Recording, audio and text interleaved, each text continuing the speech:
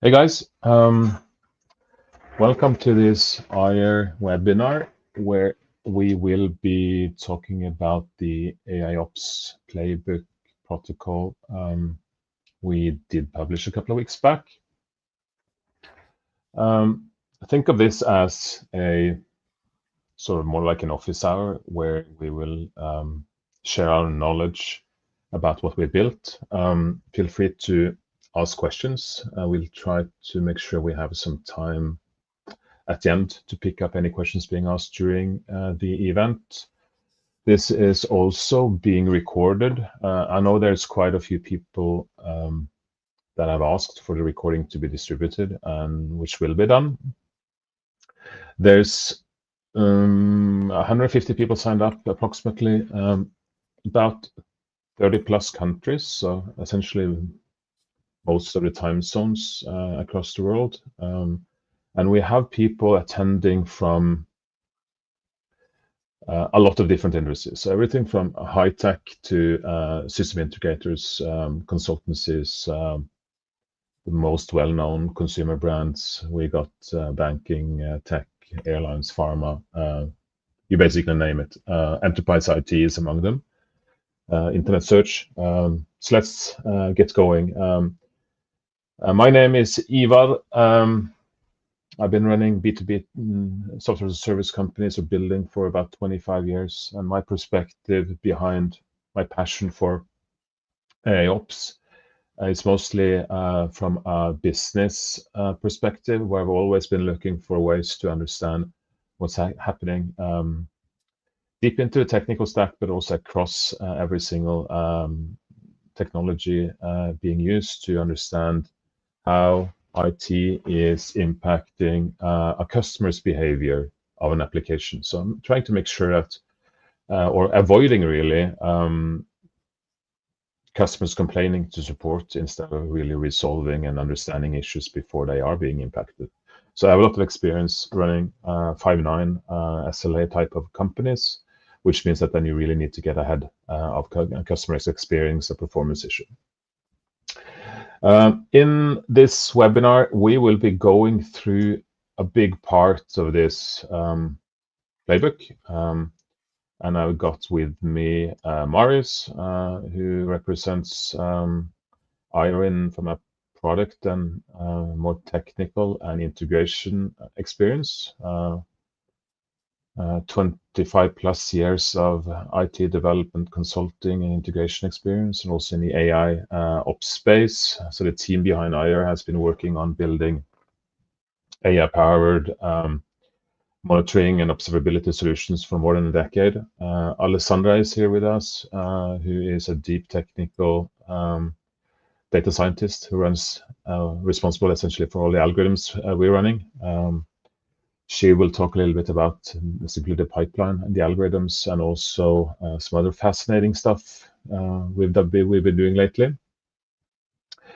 To give a little bit of an intro to the different sections we will touch on. So the concept behind what we built is that companies need to really to observe or monitor or run AIOps across essentially any relevant technology they are using, and potentially also business KPIs.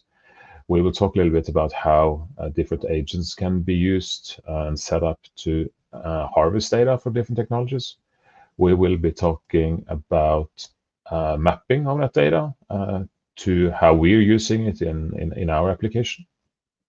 A little bit about how we built that to be flexible and easy to do. We will go quite deep into our own platform and how we built it, the concept of it, the technologies we're using, and how the pipelines are working. We are also going into dashboards, how we're building dashboards, some of the templates we are using, and in this event we will be using Grafana dashboards. And then lastly, we will go into the outputs from our engine, in addition to the dashboards, of course, and how the APIs or insight exposed through APIs can be used for different kind of integration purposes. And that could be notifications, It could be integrations towards ITSM systems, but we will do a combination here, actually showing some integrations towards language models and also integrations towards notification channels. We might be touching on more. So with that, I was planning to introduce and hand over to you, Marius, and we're going to start on touching a little bit on ingest of data into the Eyer platform. Are you ready? 3, 2, 1, ready. Okay. So this is from the left of your, it's the left part of your ingestion overview. And you can pretty much use anything to ingest data as long as it's time series based metrics. So you can do custom code, you can do open source, you can do scripts, you can do instrumentation in your existing code and push that to an endpoint that we expose. Just a couple of examples that we're using a lot. One of them is an open source agent named Influx Telegraph. And the reason that we started out with this one and using it still extensively is that it's supporting up to, I think it's 300 plus technologies now. So on my screen now, you see some of the plugins, input plugins they're called. So you have some plugins for ingestion, and then you have some plugins to expose that data to an endpoint. Could be Eyer, like we're doing. So it's a ton of different plugins that you can use. You're just seeing some of them scrolling past on my screen here. Another example that a lot of people knows about is Prometheus. Same thing, you can use it to scrape different metrics. You keep them in the Prometheus server, and then you can expose them to Eyer. Obviously, you can use any other open source as well, Statsd, etc.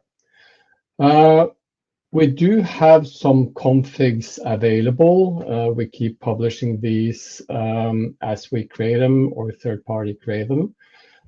These are just some of the examples that we have available. We have created complete configs for Boomi, we have for servers, we have for SNMP, a bunch of different stuff, and we keep on publishing those. But you don't need to use them. You can create your own config based on some of either the existing configs we have or the default config that you find in Telegraph. One thing that you need to always have in the config is this part here. So simply, regardless of what kind of data you're exposing or collecting, you need to push them to the Eyer endpoint. So it's this small config that you just need to enable, and then you start pushing. Before you start pushing data, if it's custom data and you're not using some of the predefined configs that we have, you need to do a so-called mapping to get data from whatever data set you have into Eyer, and we'll get back to that a bit later. Back to you, Ivar. Yeah, that is actually the intro to the mapping, Marius, so you might as well just continue. Okay. Alrighty, so again, you can use any of these config files we have pre-published. Those are good to go. If you want to create any custom data source, if you have some application that we not yet currently support, we have guides for doing that on our support page or knowledge base. So just some highlights. We're not going to spend too much time on this. This is a separate topic. We could do a deep dive. We could spend an hour on this. But in short, get your metrics with names and timestamps in a flat JSON format. Less nesting, the better. And that's pretty much it. Once you have that data available in some kind of format similar to what you see on my screen now, then you start the mapping. So the mapping is simply, it's a JSON mapping. You define what kind of fields should be highlighted, what you should use for tags, what are the metric names, etc. And then you convert that into a data structure that Eyer can work on. And that's pretty much it. We can just show you here. So there's some requirements that you need to have. We have examples available, and we do have an endpoint where you can actually test your mappings based on the input data that you have available. So you gather your internal JSON, then you create a mapping, and then you push all this to our endpoint, and you get a response that shows you how the internal format structure that is going to be used in Eyer is going to look like. And also you have a complete guide what the different sections of the JSON mapping means, so you can do it yourself. We have, I think, multiple examples on our website. You can do a rather easy mapping, rather flat structure mapping, or if you have more a nested JSON structure that you need to parse into Eyer, we have examples for that as well. Obviously, we do have more complex mapping as well. If you join our Discord server, I'm not sure if you get back to that, Ivar, but there you can get online assistance. We have forums there. You can ask questions, etc. For sure. I think we're going to touch on the Discord a little bit towards the end. We've been discussing this. We've been working on this for quite some. We've been actively working on this mapping, I would say, pretty intensely lately. And I think we're at a point now where, from an implementation perspective, it's feasible for me as a sort of a business user to get this mapping done. So and I guess the case I'm going to do quite soon is to connect my own sensor for equality at home to some structure to feed into Eyer, and that's, I guess, an example of what can easily be done here. So you're not limited to monitor data from your infrastructure or applications or services. It could be any sort of time series data that would make sense to monitor or observe it with using some algos.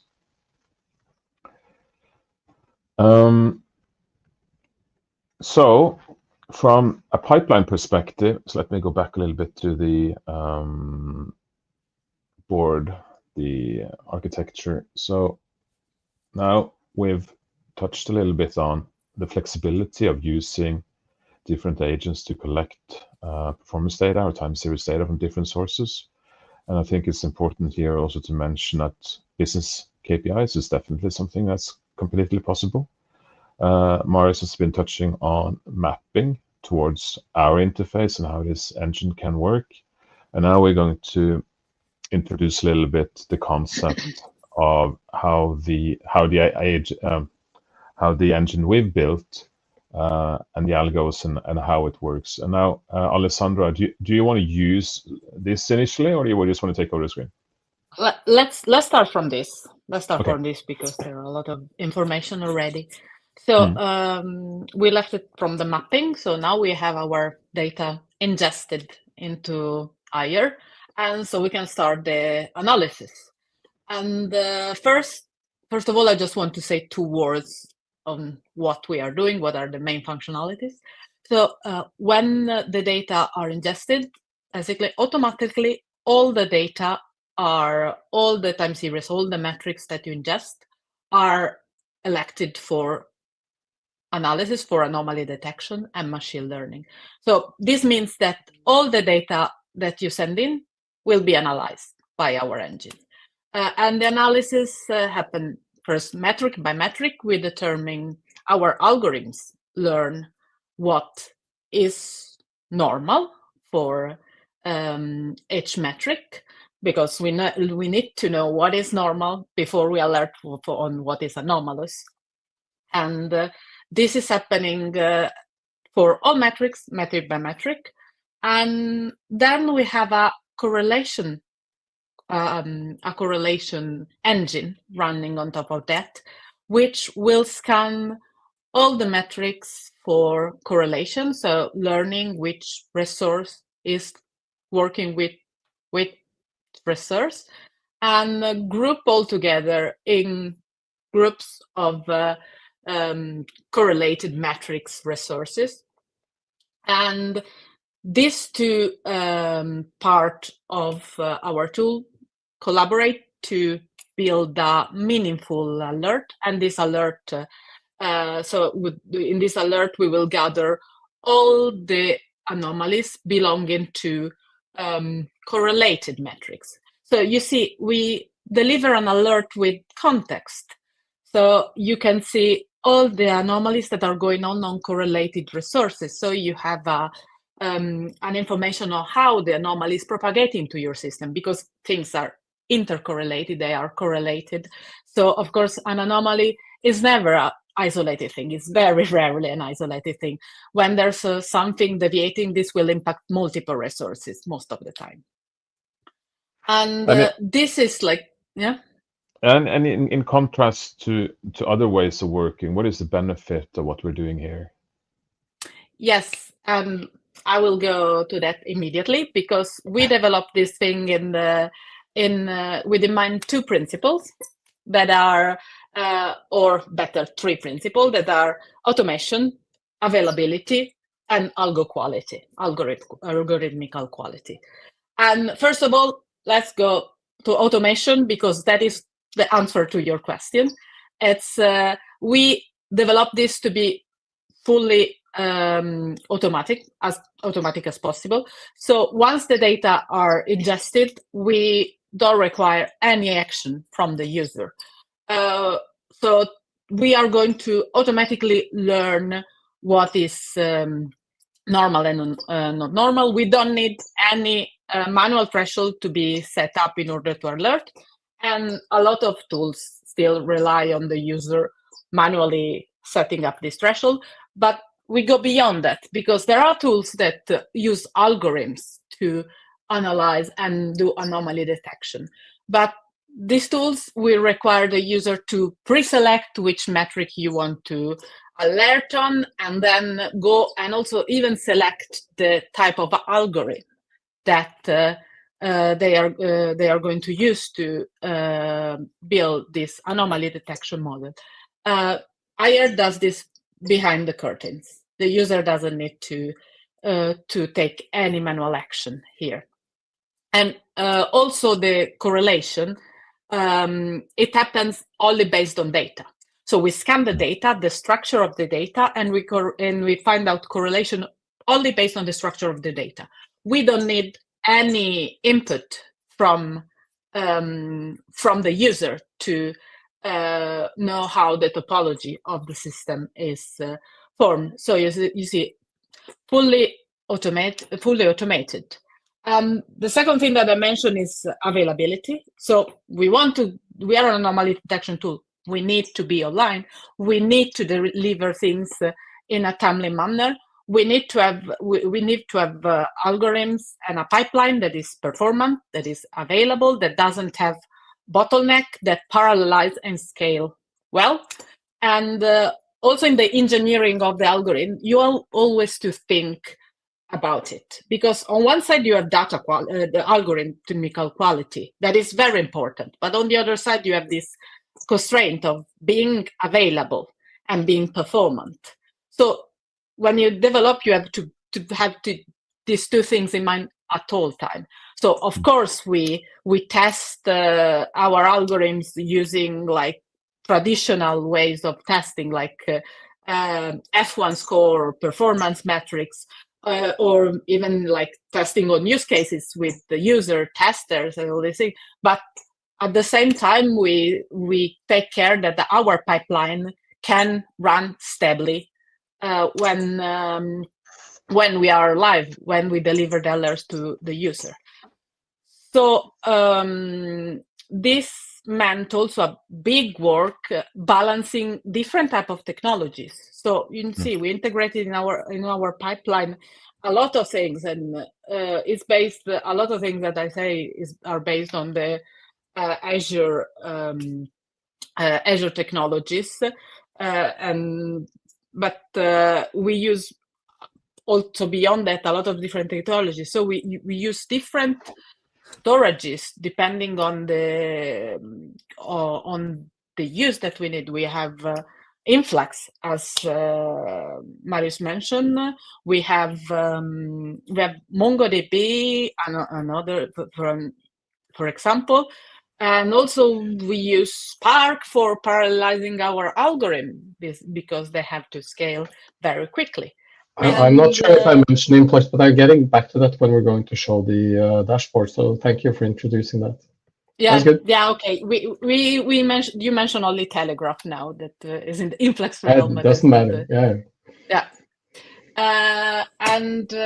So it was quite a big work to balance out all these things, and it ended up in the pipeline that you have a very, very, very simplified there on the board. But this is a view that I really like, because it's from the algorithmical point of view, from the point of view of what the pipeline Perhaps you does. should zoom in a bit, Eyer. You're thinking about Yeah. this one, Alison, right? Yeah, exactly. Yeah. Exactly. So this one, it's basically, you see, it's a pipeline that have two branches, and you have the data ingestion with all the data preprocessing and the things that you need to do. And then the pipeline, there's a branch of the pipeline that is this analysis metric by metric. And this, you see, this is a hyper scalable, hyper available part of the pipeline, because this runs metric by metric. So if you have like data stopping coming in from one metric, or data quality degradation, that is also a problem when you do anomaly detection for one metric, this is not going to impact the other metrics. And also the anomaly detection on the single metric is happening in a hyper-parallelized way. And then you have the other part of the pipeline, the part in which you have to scan all the metrics all together to find the correlation. This is something that we run periodically every day, and every day we rescan for correlations. And you see, all this pipeline, what happens is that, like, we are in the era of cloud, so everyone is, not everyone, but a lot of businesses now are using cloud. So it's super easy to add one resource, remove one resource, add one metric, remove one metric. So they are really, really dynamic, all this environment. So this pipeline was thought to be adaptable to the case. So if you add one metric, you scale up, you get one more metric, one more analysis. Then the correlation is rerun frequently, because how things correlate change. How many things you have, like how many resources you have in your system. The number changes. So all these have to be very flexible. And at the end, you... Yeah, no. Before you're zooming out, Eyer, I'm not sure if you're going to touch on this, but perhaps worth mentioning how they get together, the correlation part and the ML part, and why we do this. Exactly. So at the end, we have to use, as I mentioned before, we use this information to deliver a meaningful alert, and to deliver a meaningful picture of all your system. So, for example, when there's a deviation, an anomaly happening on a single metric, we immediately check if there are other metrics that are correlated, that are having an anomalies, and we deliver an alert that pack all these things together. So the user at the end will have an alert that is meaningful and reflect the status overall on the system. And this is done for alert, but you can also reflect this on dashboards, because you can create dashboards with normal patterns, baselines. For example, you could combine like all correlated resources in one dashboard. And I'm just going to pick up a use case that we've been questioned about, I think, multiple times. So let's say you have metrics coming from a server. Then you have metrics coming from the application being hosted on that server. And that application, again, it runs multiple processes. Business process could be anything. So combining these three layers of data into Eyer, and then the correlation engine will automatically find dependencies between all these layers, the process steps, the application hosting those processes, and the infrastructure, again, hosting the application. So if anything happens on, let's say, on the infrastructure layer, we can immediately also see the potential impact that will, so what it will potentially impact on the application and process layer, and vice versa. If something happens on the application layer, immediately we can show the end user what is the potential and current impact on the whole setup. Very cool. Alessandra, I know that we were planning to go even deeper in this architecture. I guess, I mean, do you want to just show that very briefly? And then I have a question for you as well. I'm going to give you I'll hand over to your screen so you can show. But I had a question for you. So we've had this good discussion with a few companies, people, about what is the most difficult about what we're building. Is it, I mean, is it the algo? Is it the pipeline? Or can you kind of, what is your opinion? Is it the architecture and scaling it, or is it developing the, I mean, algorithms we probably spent a few years developing, right? And the pipeline probably the same, right? But you're only one data scientist that's mostly worked on the algos, while we had multiple IT developers on the architecture, right? I think that is everything, because I mean the architecture is something that is heavily important here and is heavily complex, and balancing out this architecture and having it stable is an enormous job. So I always stress when I talk to people that if you use Eyer, you don't use an anomaly detection algorithm. You use an anomaly detection pipeline that is stabilized to be working. So this gives a lot of complexity also to the algorithm, because you have to kind of simplify the algorithm to run in a pipeline efficiently. And but also this, if you were building this thing by yourself, you would have had to do all the job of data engineering, setting up all the databases, setting up all the pipelines, stabilizing, cost evaluation, all these things. So it's a complex mix in its all complexity. But of course, the pipeline itself and the architecture is a very big Cool. to say here. We might go even deeper into this in future sessions if there's interest. But I think kind of like wrapping up, thousands of developing hours behind something that actually scales, is automated, and is available to easily get value from, right? Yeah, worth mentioning, this is an explainable AI, I think we can say. We have a lot of documentation on the knowledge base, so you have all the insight you'd like into how everything is working, why we're giving these results, what kind of data is ingested, how the different steps are being performed. I think that's essential. It's not a black box. You are able to, if you spend some time reading about it, to actually see how it's working. Yep. So let me take us a little bit back again to the overview. So now we talked a little bit about the input, how the Eyer engine is working, and it's time to move on to the output side of Eyer. It's essentially the insight we expose. And I believe the first thing we're talking about now, Marius, maybe you might want to touch a little bit on the output APIs. Then a little bit about the dashboards, and then I'll do one short presentation about an example of an anomaly we actually parsed through ChatGPT. Yeah. So in short, just to trying to compress everything, we have two core components in our infrastructure that is available for the end user customer to use for visualizations. It's the influx database that Alexander was talking about. This is where we have all the metrics, all the process data, all the baselining, all the information that you can use.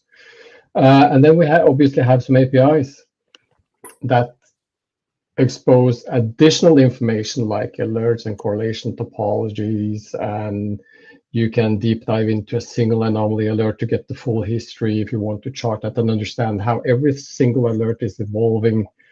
And for now, at least from our standpoint, we have been focusing a lot on using Grafana.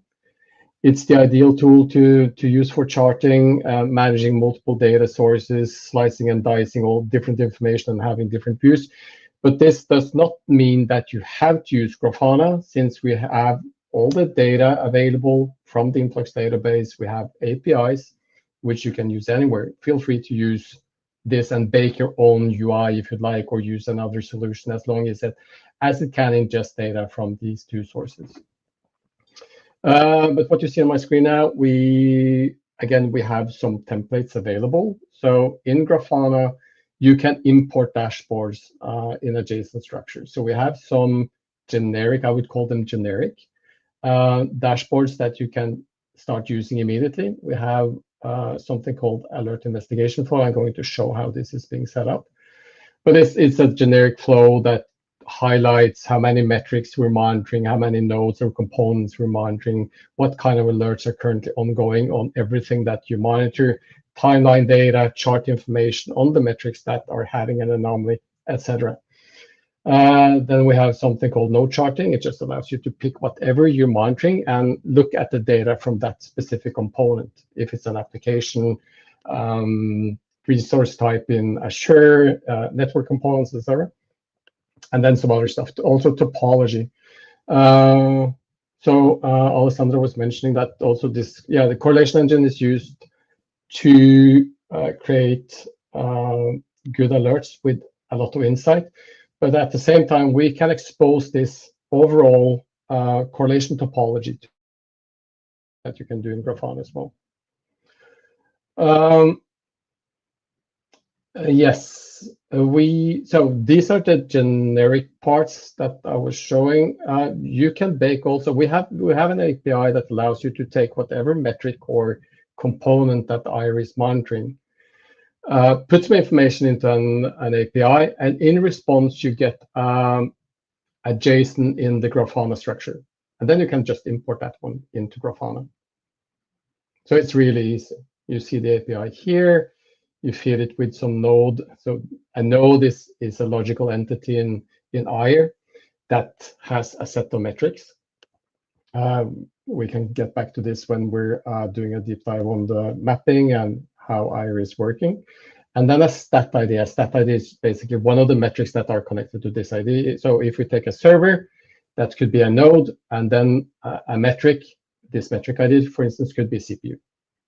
Then you feed this into the API, and in response, you get the Grafana API. Or sorry, Grafana template in JSON structure. I mentioned APIs. We do have, I think, all of them on our knowledge base. So you see here we have webhooks for the alerts. You can query the alerts. You have the anomaly alert history. You can list everything that we're monitoring, dashboard generation, something called unread. So this is typically an API. If you don't want to use the webhook, you can start querying this specific API, and you always get what was the recent updates from the last time you queried the API. So if you query this per 5 minutes, so you get 5-minute intervals on what was happening to your environment. If it's anomaly updates, if something was closed, if there's some new alerts happening. And then also this that I mentioned, this mapping API that allows you to feed custom data with a custom mapping. And in response, we validate everything, and you get the internal structure of Eyer in response, so you can see that the mapping is actually doing what you want it to do. Moving over to Grafana. So I mentioned it was this one, alert investigation, JSON. I'm hearing myself now. That's not my problem. I think it's resolved. Good. So yeah, this is the one imported. So you simply, if you want to do this, you go here, you click import, and you upload the JSON file, and whoop, you're up and running. Azure, and we do this one again. So yes, here you see this is a demo setup on an Azure instance, actually. 10 active ongoing alerts, covering, or we are currently monitoring in that Azure environment 170 different nodes. That could be a SQL database, a VM, it could be a service bus, whatever. And we're monitoring 2,719 metrics. Those 10 active alerts that we have ongoing currently affects 20 nodes and 18 metrics. And you can see here we have some different components further down where we're highlighting what needs your attention, what is affected. We have timelines for the current selected alert. Some more information about the current selected alert. Then we also have the alert focus topology. Again, this is based on the correlation engine.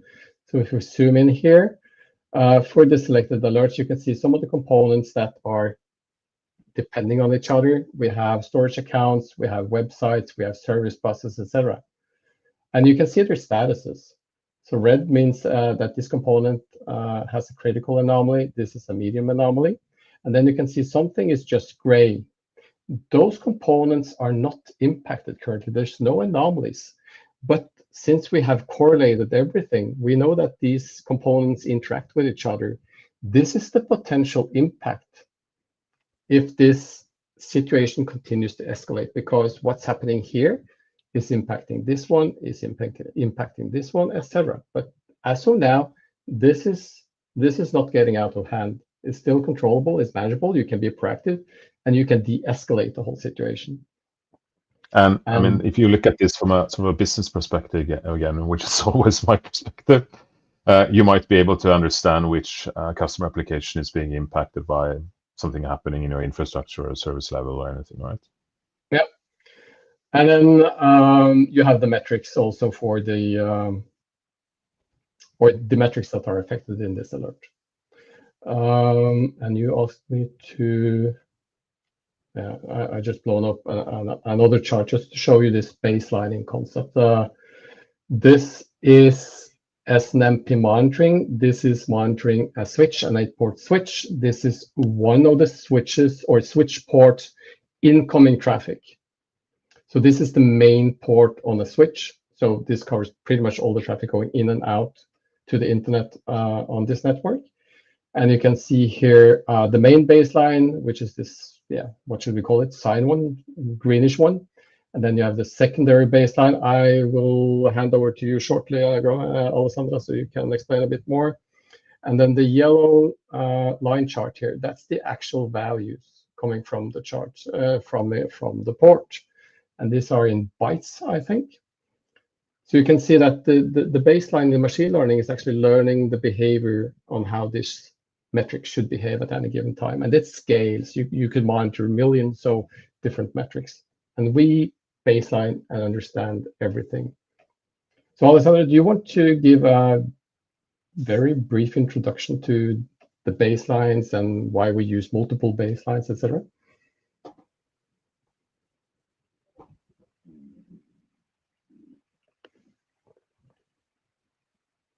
I'm not sure if you're muted.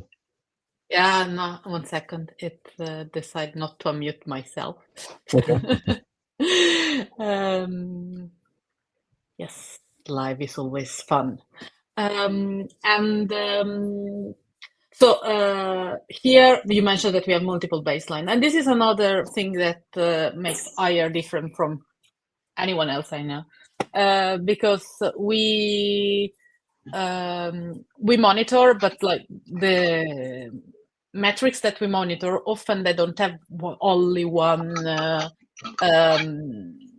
normal behavior. So maybe your metric is behaving most of the time in a certain way, but then all of a sudden you run a test that is completely normal for your business, but that metric will be affected in a way that is not like affected in a day-to-day basis.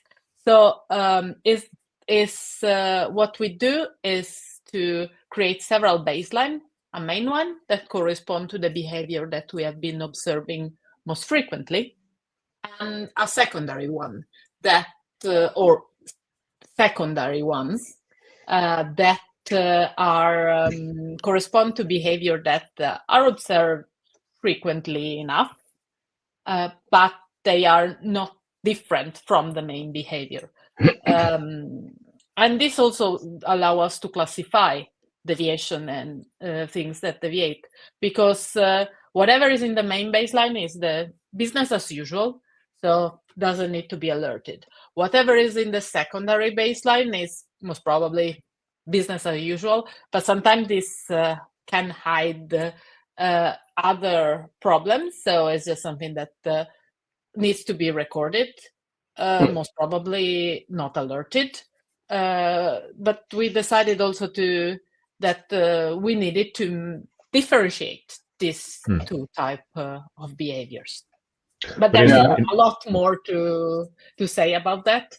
And if you go to our website, you find also all the details about the algorithms, because as Marius said before, as Marius said before, we want to be open, and we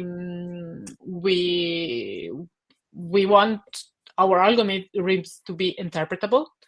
So also we want to explain as much as possible how these things are working. I just want to give some context here based on what you said. So yeah, the greenish part, the area chart down here, that's the main baseline that you see here. Then you have the grayish one, which in this case is the secondary one. So yeah, just to put things in context. Ivar, you were going to say something. Yeah, no, I was just going to say that. I mean, it's just not by coincidence that we have these baselines. It's really about being able to be precise in alerting and capture a lot while still automating alerting without a lot of human effort needed, or no human effort needed. So we are moving. I might recap a little bit where we are again. So let's see. So we talked about the concept of our platform. We talked about the baselines. We talked about dashboards. The rest of this presentation or webinar office hour is going to be on the bottom right-hand part of this architecture. So more about integration. And what I'll do now first is to show, and hopefully I'm sharing the right screen now. You see my presentation, supposedly. This is an illustration of how an alert coming from Eyer, so basically through the API in JSON structure, and I'll scroll quite quickly through this because you've seen this in Marius' presentation now. So essentially, we're seeing abnormal behavior on multiple metrics, and this is just an illustration of metric going outside of the patterns. And this is the history. Marius showed that as well. And this is the structure typically of JSON. This has been enhanced a little bit just to make it a little bit more readable. So in the structure, in bullets, and a little bit of green and some stuff. But essentially from the JSON output, you see the nodes affected by an anomaly alert. And here you see multiple. So in a traditional monitoring, you might get 2 alerts here for this, while you get 1. We might consolidate hundreds of individual alerts or anomalies into 1 alert to reduce alert fatigue, and also enable a better root cause analysis and understand the cascading effect and impact of an alert. So you see what kind of services is impacted. You see the system name. You see the affected metrics. So here's data in on Microsoft website. It has a severity of medium, and you see some more about the aggregation and the start time. You also see an update time, because we keep updating an alert as it escalates, or it grows, or it declines in severity until it ends. And you also see both data in and data out on this specific node are being impacted, both medium and so on. Then we see a second one. So I'm not going to go into the detail on the second node here, but we've been playing around with language models. And let's say you parse that to, not necessarily parse it, but you send it to ChatGPT to get the summary of what's happening. This is out of the box ChatGPT and what it would say. So it's pretty accurate already without any customization of the language models with regards to what is happening, what is the anomaly, it lasted for 40 minutes, what's the potential impact. You can even take that further and ask for some suggested remediations And it's pretty decent actually at doing that also without any tuning of the language models. I'm not going to spend more time on this now, but we're going to show a little bit now how you can build these flows. Well, actually, I might go back here. So build these flows using different kind of tools, so integration tools, which are outside of Eyer, but it's leveraging the APIs and insights coming out of Eyer, assuming that you're feeding data, relevant data. So Alessandra, you're going to show a little bit using N8N, which is, I guess, at least my favorite tool of choice for this, which is really low code, no code, stupefied for a user like me. And definitely easy enough for you to use. Yeah, I mean, I really enjoyed this. I mean, it's just a side note. It's very, very fun days now because there are a lot of good building blocks out there. So you can have fun experimenting and putting things together and build stuff very easy and very quickly. And yes, Eyer is one of these good building blocks that hides a lot of complexity behind. But once it's there, you can do very quickly things. And just to say, this is something that I did in just a couple of hours from scratch this morning. And basically 3 days ago, I didn't know what N8N was. And now I build up this. And I used some tools, but this is not the only way of getting out the result that I did, and it's completely refined because it's just a fun experiment that I did. But basically, I build a couple of workflows that allow me to gather all the alerts that I'm interested in. If I want doing some filtering to focus on some type of alerts, and then use the LLM to translate this into your human readable text and send out a message. In this case, you will see I use Discord as a messaging tool. And the first workflow that I built, it was just listening to our APIs, and to do this, I used the possibility of to use webhooks, and the only thing that you have to do is take your webhook and subscribe to one of our 3 APIs. That one is for all the anomalies that are the new anomalies, the anomalies created. Then we have for all the updates, and then the third API for all the alerts that can get closed. So here you see the 3 webhooks that we offer. And then I use NoCodeDB because I try to really to do this thing, as Ivar said, with like no code, something that everyone can do. You don't need to be a developer, you don't need to know any language. And so I chose NoCodeDB that is pretty user friendly and has a nice UI interface that so it doesn't require many knowledge. And so what this thing is doing is once we get a new or a update to an alert, an event, we just check on the database if this is a completely new thing or is an update, and then we either create a new entry in the database or we update the old entry. And here you can add, as I said, filters. And for example, you can here I filter out, let's see, on all the things that have a certain severity. So here, severity in 2 bigger than 2 means critical in our in Eyer. So I just you can add all your filters or your thing, and then store all the alerts that you're interested in.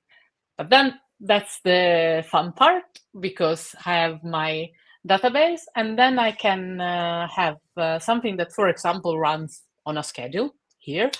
And I had a bit of fun reading whatever is in this database. And then, okay, here I did a bit of code because I I couldn't hold myself. I had to add a bit of Python there, but you don't really need to. This was just to filter out some information that I was not interested about.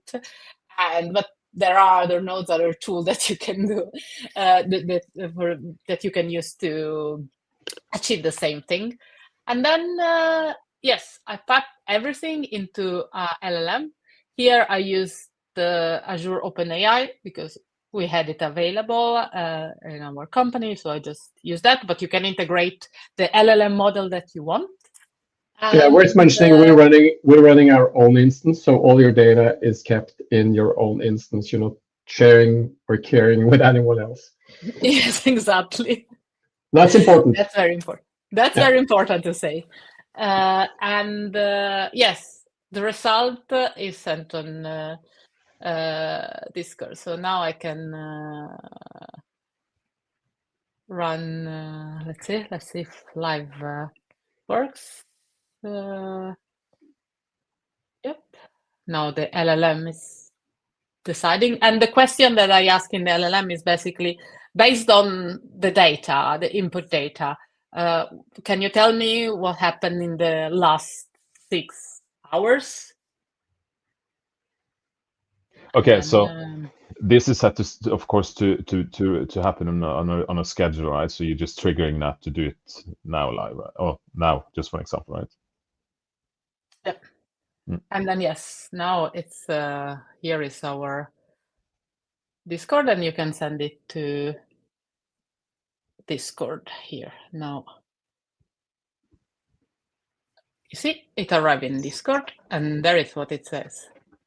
In the last 6 hours, multiple events and updates occurred across various nodes and metrics. And yes, you have your human-readable report there. Very, very cool. And I guess this kind of like, it's easy to get a lot of ideas of what can be done, right? To tweak this for particular use cases, extend it, and probably enhance it in many ways, right? So you can build this for specific teams that need specific information, probably go deep, go wide, go high, go low. As we discussed as well, you can make this like a chatbot, right? So you can keep asking questions based on all the current data in the database. So the more data you have, you can ask questions, and so multiple teams, as you say, or depending on your responsibilities and focus, yeah, you can ask about anything. And something we haven't really touched on, but which is part of the architecture, is to extend these kind of capabilities also with a user's knowledge base to look for remediation examples, which are specific and enhanced based on the specific user's own history, right? And typical problems. So you could cross-feed your existing knowledge base, for instance, or remediation database, or whatever documentation you have available into the LLM that you're hosting, so you get more correct and more specific results based on the input. Yeah, I think that's in a way kind of concluding the agenda, and I think we've more or less gone through the whole architecture. So maybe just recapping a little bit. So we've been through how to feed the data, different kind of like open source, easily available agents, supports basically anything that you might think you have or haven't. The mapping of the data, the concept of how easy Eyer, or how we simplify analysis and identification with the purpose of scaling observability to a very, very, very large amount of data while still providing accurate and early alerts, probably beyond anything we've seen in the market so far. And then dashboards we've been through a little bit of the APIs. We've been through, we haven't really talked a lot about notifications, but what Alessandra showed now was an example of how you can feed into Discord, and you can do that to really anything, right? It's just a super easy example that I guess shows the flexibility. And of course, these integrations. Now, we are working very actively on extending both support articles and mappings from different kind of systems. We get multiple requests every single week to enhance mapping to new systems. We also work on building out templates for dashboards to make customers, to ease the work for customers to get dashboards up and running. And we are also now starting to build out templates for how to create these kind of integrations.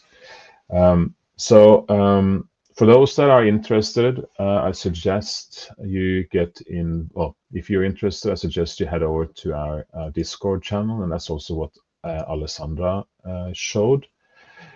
It might be the easiest way of getting there is to navigate to our website, Eyer.ai, click on the resources, click Discord, and you get to this invite page. Well, that actually took me directly in. And here you'll see our Discord page where you can interact with others, ask questions, ask for support. We are also publishing here new resources on a regular basis. And you can engage with other people having the same problems, or in general, just discuss AIOps if that's what you're interested in. So with that, I'm not sure, Alessandra and Marius, if we have anything else we should be discussing. I think we're pretty good. Or any last comments? Good. I think we're good and on time. So that's good.